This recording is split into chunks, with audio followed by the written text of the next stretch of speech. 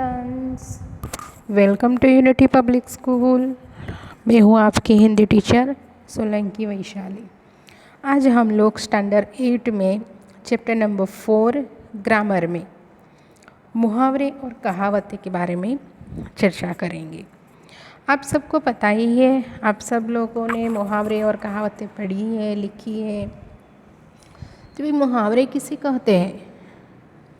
तो जब कोई शब्द या शब्द समूह अपने सामान्य अर्थ को छोड़कर किसी विशेष अर्थ को सूचित करता है तो उसे मुहावरा कहते हैं। कोई शब्द या शब्द समूह अपने सामान्य अर्थ को छोड़कर विशेष अर्थ को सूचित करता है तो उसे हम लोग मुहावरा कहते हैं। मुहावरे प्रायः शरीर के अंगों, प्राकृतिक पदार्थों या अन्य वस्तुओं के आधार पर बनते हैं। मुहावरे कहाँ पे बनते हैं? तो भाई प्रायः शरीर के अंगों, प्राकृतिक पदार्थों या अन्य वस्तुओं। यहाँ पे कुछ मुहावरे लिए गए हैं और उसके वाक्य के प्रयोग जो हमारी टेक्स्ट बुक में ऑलरेडी आ चुके हैं। इनका अभ्यास हम लोग करते हैं। तो आप लोग देखेंगे, फर्स्ट लट्टू होना। अभी लट्टू होना मीन्स भाई मोहित होना। उसके पीछे हम लोग पागल हो जाते हैं, कोई चीज़ हमें पसंद आ जाती है। उसका सेंटेंस कैसे बनेगा? तो भाई आज के लड़के क्रिकेट के लट्टू हो गए हैं। लड़कों को क्रिकेट खेलना ज़्यादा पसंद है ना। दूसरा है फुलाना समाना, यानी कि अति प्रसन्न होना। अगर हम कुछ एम रखते हैं और वो हमारा पूरा हो जाए, या तो फिर हम कुछ ऐसा कार्य कर रहे हैं और उसमें हमें सफलता मिल जाए तो हमारे लोग की खुशी का ठिकाना नहीं रहता है। तो यहाँ पे सेंटेंस है, प्रथम नंबर आने पर श्रेय फूला न समाया। कौन फूला नहीं समाया? श्रेय। क्यों? प्रथम नंबर आया इसलिए। थर्ड है आंखें नीची होना, मतलब लज्जित होना। कुछ कार्य करने से कुछ हमारे पेरेंट्स, हम चलो एग्जांपल हम लोग हमारा ले लें कि आपके पेरेंट्स आपके ऊपर आस लगाए बैठे हैं, मेरे बच्चा सबसे फर्स्ट आएगा, A+ लेके आएगा। और कई सारे लोगों को बोल भी दिया है कि भाई मेरा बच्चा तो इस बार इतना रिज़ल्ट लाने ही वाला है, लेकिन फिर ऐसा कुछ होता है कि वो नहीं कर पाया तो हमें लोग अपनी आंखें झुक जाती है किसी के सामने। यानी कुछ बोल दे और दूसरी भी बोलते ना, डिंगे मारते हैं लेकिन कुछ होता नहीं है। बड़ी बड़ी बातें तो करते हैं लेकिन कुछ होता नहीं है। तो यहाँ पे इसका सेंटेंस है, नापास होने से रमीला की आंखें नीचे हो गई। फुट फुट कर रोना, यानी बहुत रोना। शेर देख कर लड़का फुट फुट कर रोने लगा। असमंजस में पड़ना, सोच विचार में पड़ना। नौकर की बेटू की बात सुनकर सेठ जी असमंजस में पड़ गए। बुझे दीपक जलाना, यानी कि निराश हृदय में आशा भरना। स्वामी जी ने लोगों को आश्वासन दिया और बुझे दीपक जलाए। लाले पड़ना, अभाव होना। अकाल के कारण लोगों को खाने में लाले पड़ने लगे।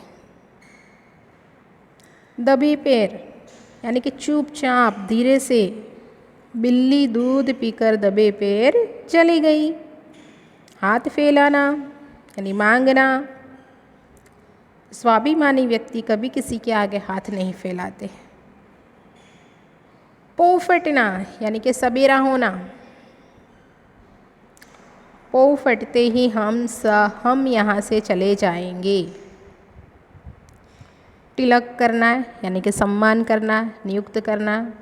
अच्छी संस्था हमेशा गुणी व्यक्ति को तिलक करती है। नेक्स्ट टॉपिक है हमारा कहावतें। ठीक, कहावतें क्या है? तो भाई, नानू भाई किसान ने भैंस खरीद कर दूध तथा घी बेचा और उसके गोबर की खाद से खेतों की उपज भी बढ़ाई। दूसरा है, यह तो आम के आम और गुठलियों के डाम वाली बात हुई। अब यहाँ पे जो नानू भाई भैंस के दूध को बेचकर पैसे कमाते हैं, भैंस की गोबर से वे खाद बनाकर उसका भी उपयोग कर लेते हैं। इस प्रकार दूध और खाद दोनों का उपयोग करके पैसे कमा लेते हैं। जैसे कि आम का रस खाने में काम आता है और गुठलिया का भी खाने में उपयोग किया जाता है। उसमें दोनों प्रकार के लाभ होने पर यह लोकोक्ति कह गई है। तो कहावत किसे कहते हैं? तो लोगों के अनुभव आधारित कही गई और समाज में रूढ़ हो गई हो ऐसी बात या युक्ति को कहावत कहते हैं। कि भाई, लोगों के अनुभव आधारित कही गई और समाज में रूढ़ हो गई हो ऐसी बात या युक्ति को कहावत कहते हैं। तो यहाँ पे कई कहावतें भी हमें दी गई है, हम लोग देखते हैं। जहाँ चाह वहाँ राह, यानी कि तीव्र इच्छा हो तो रास्ता निकल ही जाता है। आँख का अंधा नाम नयन सुख, यानी कि गुण के विरुद्ध का नाम होना। 4 दिन की चांदनी फिर अंधेरी रात। सुख या धन कुछ समय के लिए ही होता है, अब पछताए होत क्या जब चिड़िया चुग गई खेत। यानी कि नुकसान हो जाने के बाद उसके लिए पछताना बेकार है, अवसर बीतने पर पछताना व्यर्थ है। चोर चोर मौसेरे भाई, यानी कि बुरे लोग एक जैसे ही होते हैं। जब तक सांस तब तक आस, यानी कि आशा जीवन भर बनी रहती है। घर का भेदी लंका धाये, यानी कि घर का भेद जानने वाला ही हानि पहुंचाता है। सांप भी मर जाए और लाठी भी न टूटे, यानी कि काम भी हो जाए और नुकसान भी ना उठाना पड़े। एक तंदुरुस्ती 1000 नियामत, यानी कि अच्छा स्वास्थ्य ही सबसे बड़ा सुख है। आगे कुआ पीछे खाई, यानी कि दोनों और विपत्ति होना। काला अक्षर बेस बराबर, यानी कि बिल्कुल अनपढ़ होना। कोई पढ़ा लिखा आदमी ना हो, उसको क्या लिखा है पता ही नहीं हो।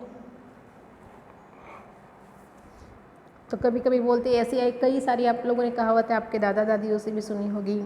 कई बार कई लोगों के बात करते भी आपने सुनी होगी, ऐसी लोकोक्ति का वो लोग उपयोग करते हैं। तो आज हमने यहाँ पे मुहावरे और कहावतें देखी।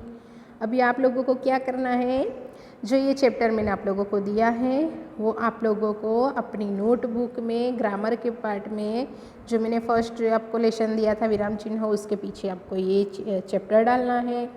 ये अच्छी राइटिंग से लिखना है, याद करना है, और नीचे जो एक्सरसाइज दी गई है वो आप लोगों को खुद से सॉल्व करनी है। Thank you.